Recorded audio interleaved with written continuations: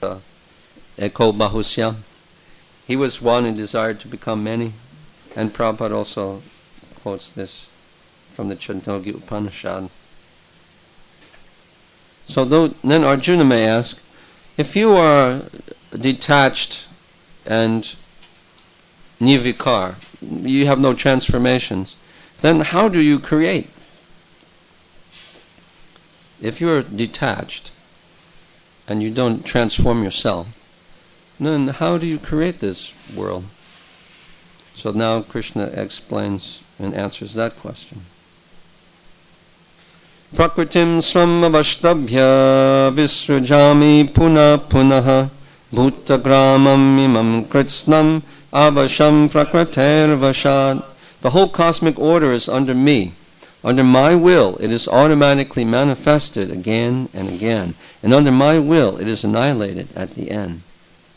So Krishna says, Prakritim svam, that is the material nature, his own personal self. He's the controller of the material nature. So he creates through the material nature. That's his energy. Prabhupada writes, this material world is a manifestation of the inferior energy of the Supreme Personality of Godhead. This has been explained several times.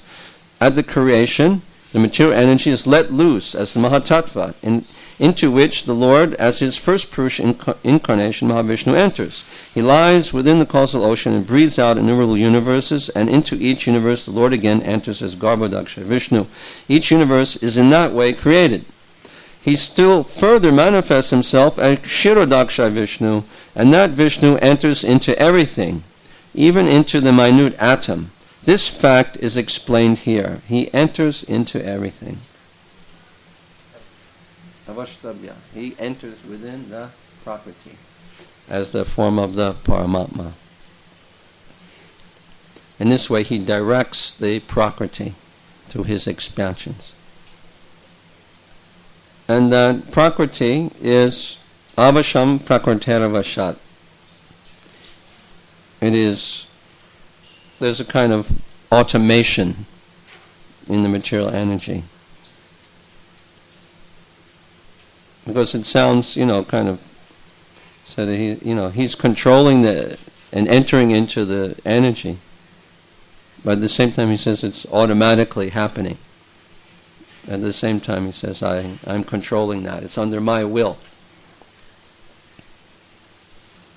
So these two things are simultaneously going on. They seem contradictory, but they're not. He's controlling it, but it has a kind of automative, function, and that's due to the guidance of the Supersoul, his expansion.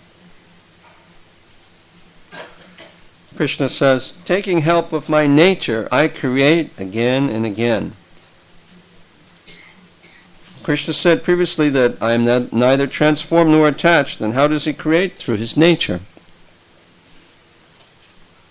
And Prabhupada also discussed about the living entities, about the different species, men, beasts, birds, animals. That's also described by Baladeva Nibhushan. He says, different entities take births, different births according to the past karma. I become situated in the material modes of nature by my will, and the three modes become transformed. Thus I create the four kinds of living entities who take birth through eggs, womb, perspiration, and seeds. This happens because they have a stock of past karma, and they become controlled by that. I am aloof, but by my will, my sankalpa, I do everything without touching the material nature.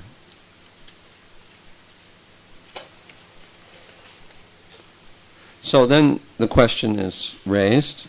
Arjuna says, you are performing so many activities, yet you don't become bound like the living entities. How is that?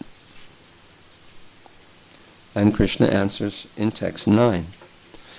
Nachamam tani karmani nibhadnanti dhananjaya Udasinavad asinam asaktam teshu karmasu.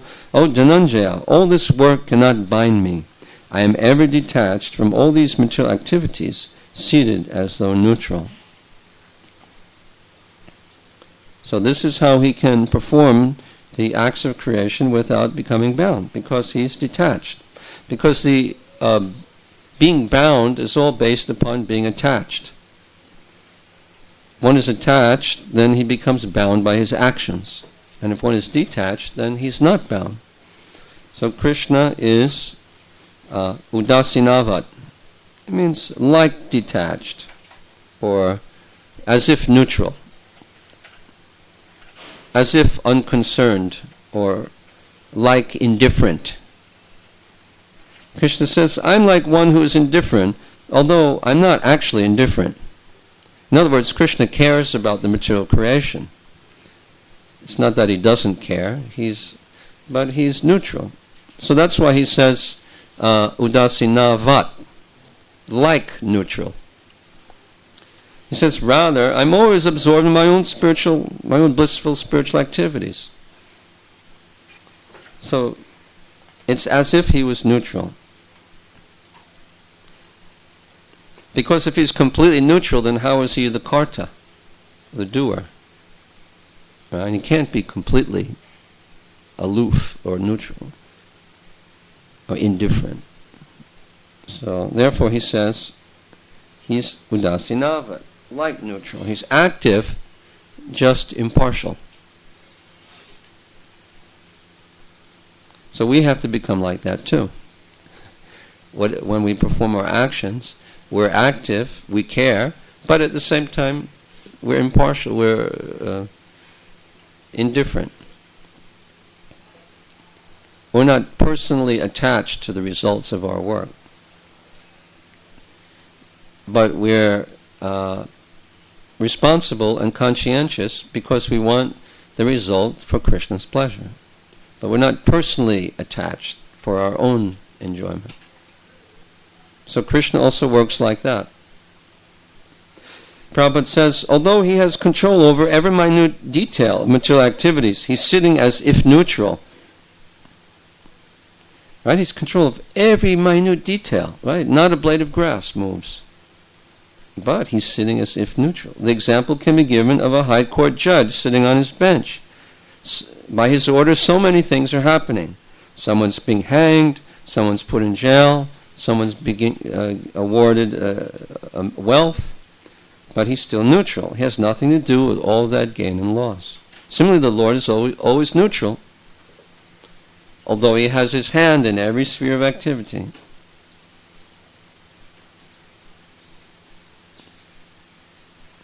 So Vishwanath Chakravarti Thakur comments that a king's orders are carried out by his ministers.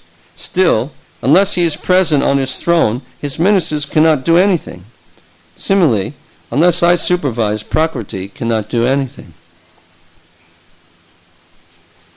And in the next verse, the same example is given, but particularly Ambarish Maharaj is given in text 10 by Vishwanath Chakravarti Thakur. It says that Ambarish Maharaj was the king in Mathura, but his only business was to do puja. Yet still somehow the kingdom was maintained perfectly just by the fact that he was the kind of presiding king. But he didn't kind of get too much involved with the administration because he was just busy doing puja all day. He had no time for all these things. But somehow, by his potency, he was presiding, and his prakriti, his administration, it worked out all the details. So Arjuna has not fully understood how the Lord can be neutral, as you may also be still a little confused.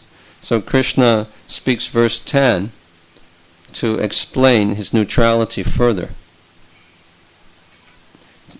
Mayadhyakshena prakriti suyate sacharacharam hetunanena konteya jagadmi parivartate. This material nature, which is one of my energies, is working under my direction, O son of Kunti, producing all moving and non-moving beings.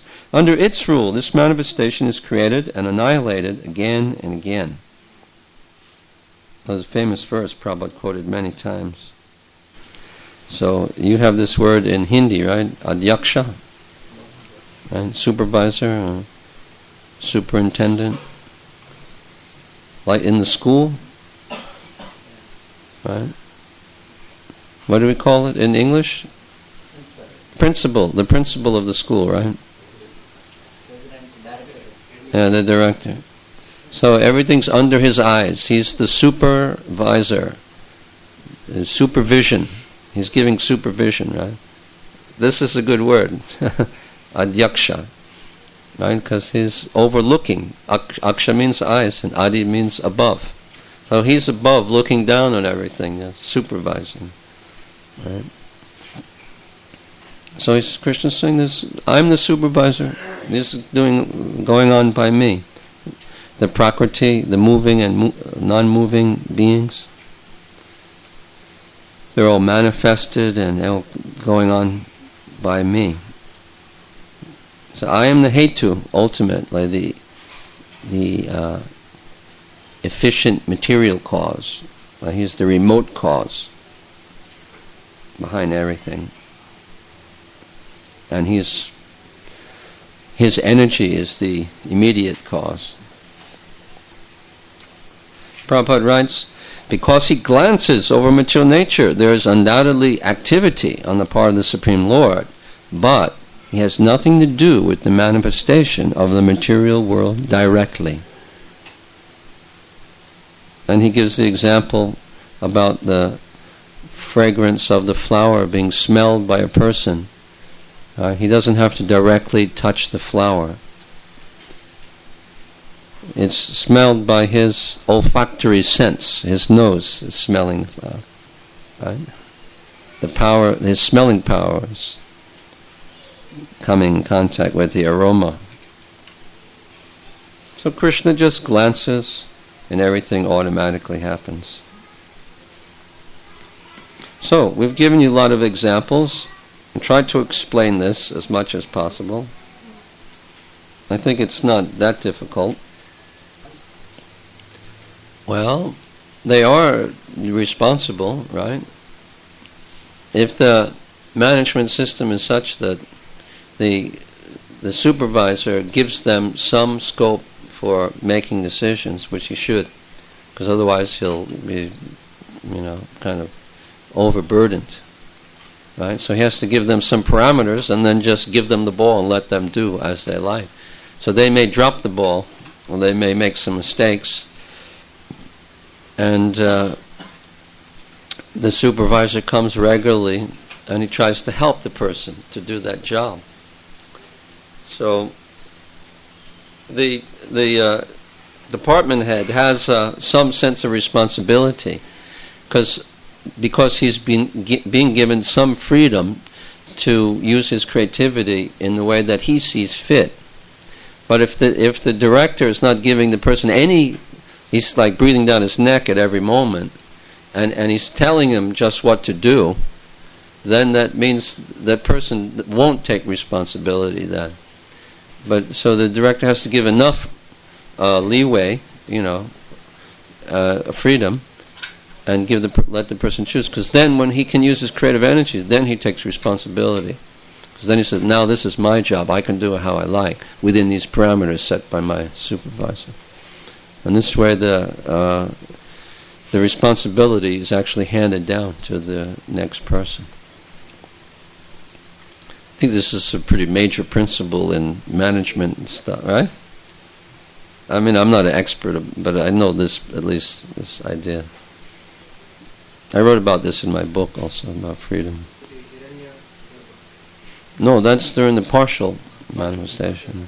But this... Yeah, that's the total annihilation. That's different now. Because then they'll go into Mahavishnu.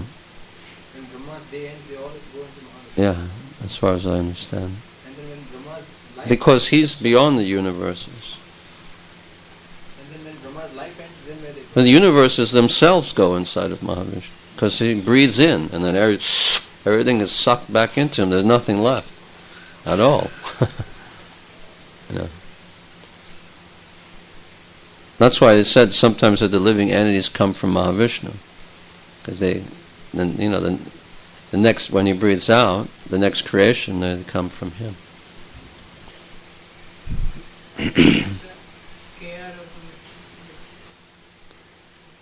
Well, in the mode of goodness, a person works out of duty. In passion, he's working motivated to enjoy the result of his work. So a devotee tries to function in the mode of goodness. That he does things out of duty, and gradually, as he becomes detached and purified, then he can easily act in that way. Caring and being conscientious and responsible without, trying to get a piece of the pie at the end, so to speak, for himself, for fame or adoration or title or power or money. Because the person in goodness is not so inspired by those things.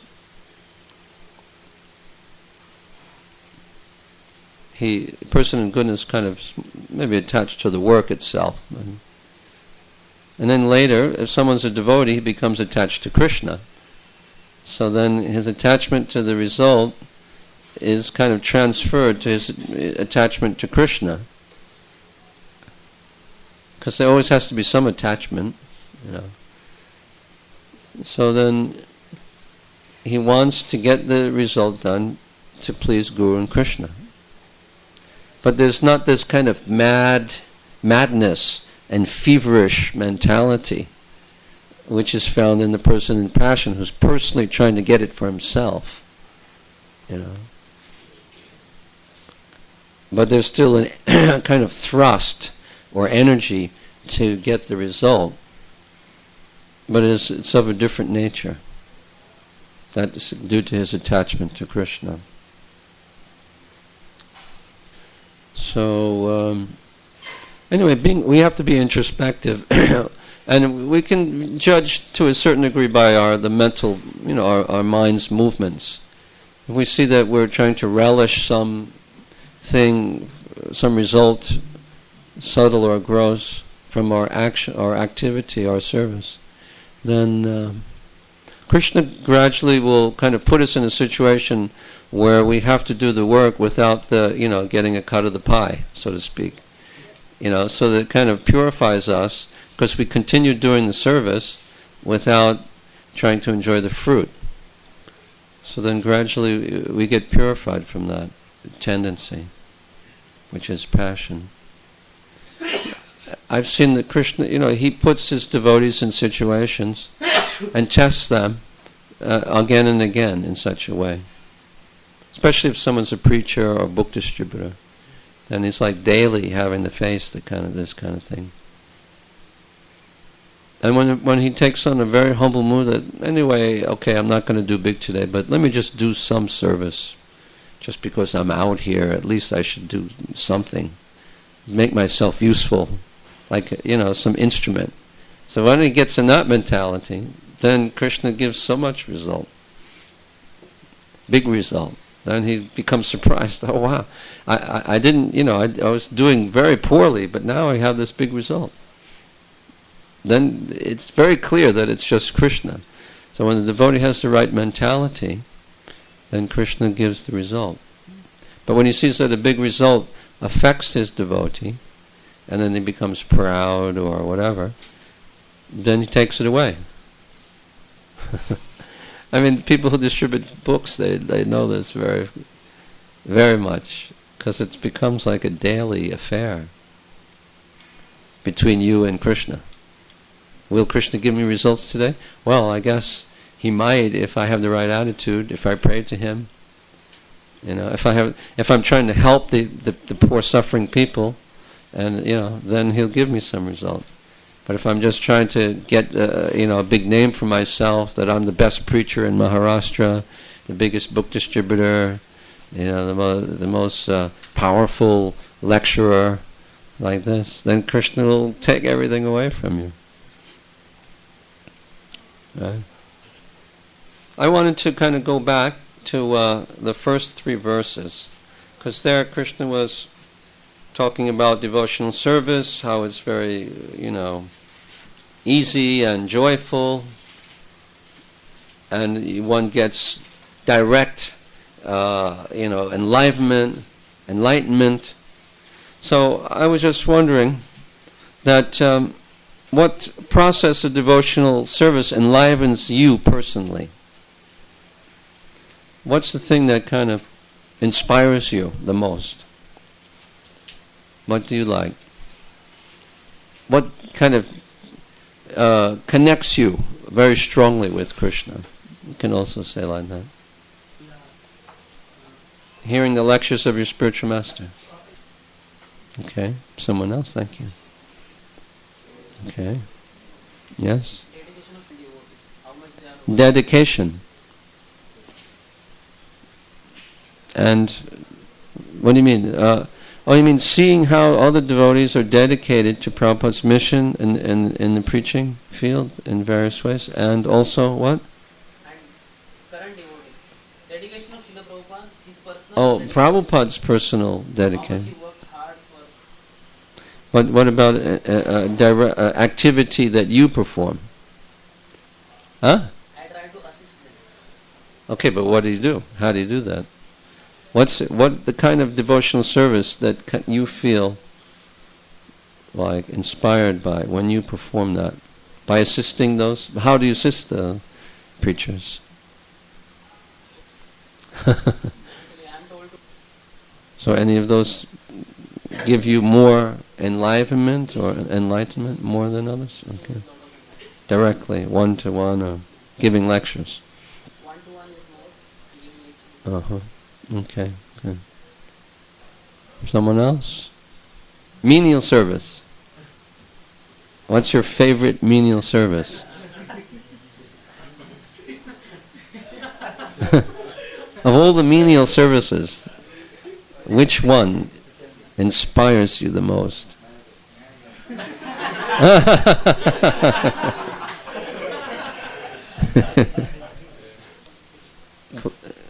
Cleaning the clothes of the devotees? Folding the clothes. Okay, good. Someone else? Radhesham, you wanted to say?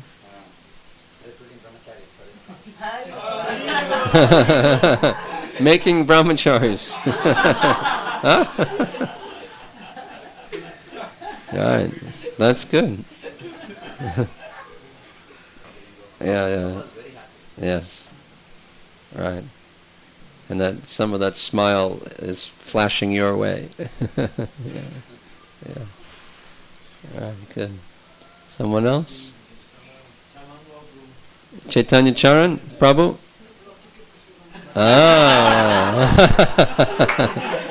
You're a contemplative type.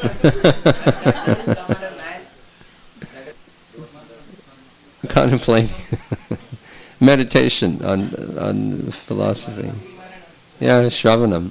Yeah, Smaranam, Shravanam. Yes, Shamanan. Dancing, Haribo, Haribo.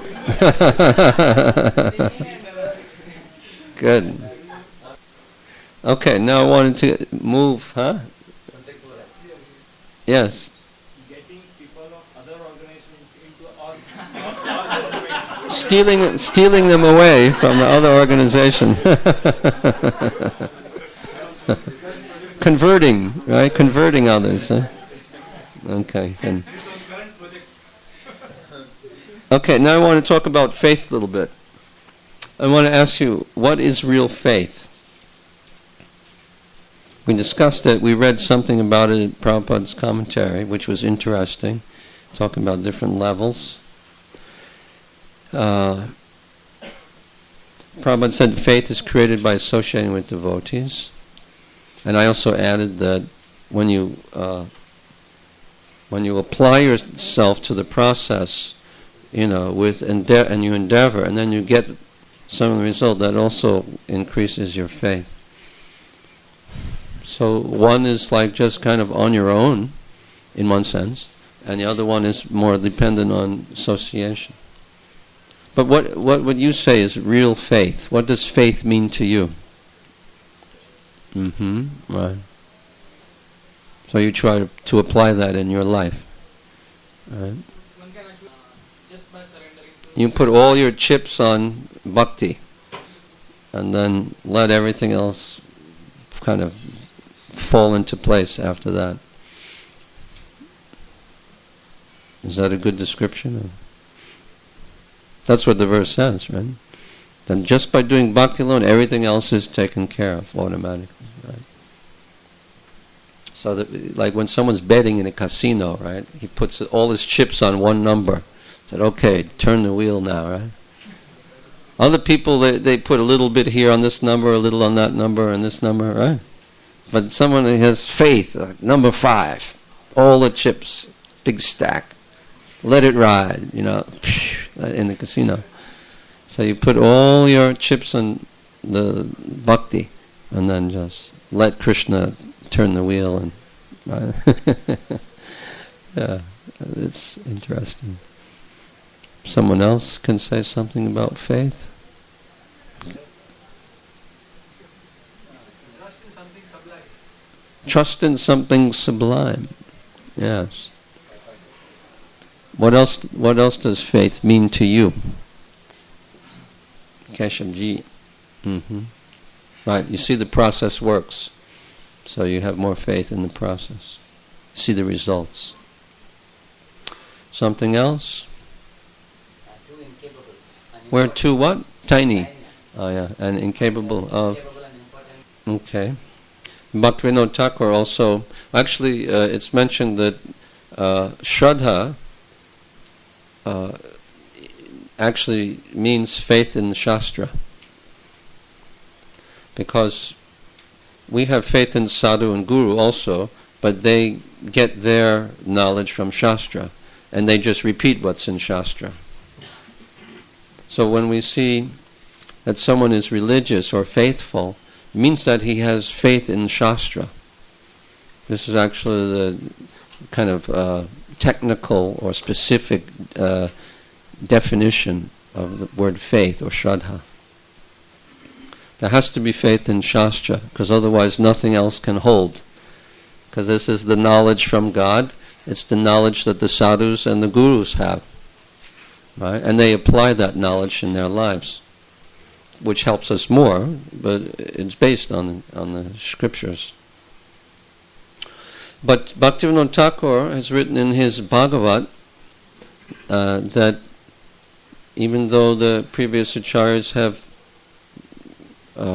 done all the research work for us and they have come to certain conclusions, but he says that each person should come and knock on the door of the absolute truth on his own, because it also indicates that he has to use his intelligence and go through the process of discrimination and doubt and revelation and, like this, so that he can actually feel and go that he's gone through that process and then come to some point of realization through his own process, processing the knowledge that he's gotten. Of course, there's a difference between skepticism and doubt. But doubt is actually described in the Bhagavatam as a function of the intelligence. Actually, doubt is quite healthy. If it can be unhealthy if you go too far. In other words, if you get information from absolute sources which answer the questions of your doubts, and then you still remain doubtful, that means you're a skeptic, and that's very unhealthy. Because there are people like that, even in our movement. But so there's a kind of fine line between these things.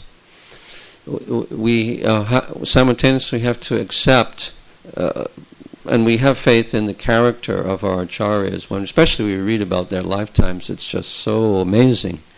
They're so, kind of superhuman people, and when we see that they have faith in the Bhagavatam and that they live their life according to the Bhagavatam, and they've, they spent their whole life dedicated to preaching and so forth, and they've got realization of God. So then that can bring us further. That yes, they have done this. I also want to do this, but we also have to apply ourselves and apply our intelligence and process the knowledge. We have to go through that process ourselves, because then we get conviction. And we assimilate the knowledge, it becomes part of us.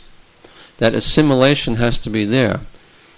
That means that you hear the knowledge, and then later you question. When the doubts come, you question, and you reflect upon that. That's called manana. And so there's shravana, manana, and nididhyasana.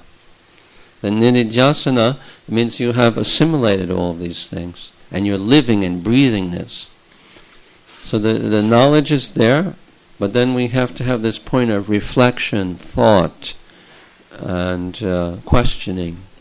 And when we question, then the doubts will also come. Some doubt will come. So there's a healthy process of doubting, and then there's also an unhealthy process. When no matter what you say, or how you explain it, when you give logic and reasoning and historical reference and shastric evidence, and you give it, and then the person still has no faith, then that is not a healthy process of doubting. So there is a slight difference between these things. Now, I wanted to ask, maybe based upon this discussion, we can have a group work for about 5 minutes. You break into small groups, and think about a time in your life when you felt a lack of faith, and share that experience with your God brothers or your associates here, other devotees, and what was the obstacle? And then how did you overcome that? I mean, if you never had any lack of faith, then you can just listen to the others. But if you try to think, I mean, probably there was at least one time in your devotional career where you've had some lack of faith, and what was that obstacle, and how did you face it, and how did you overcome that?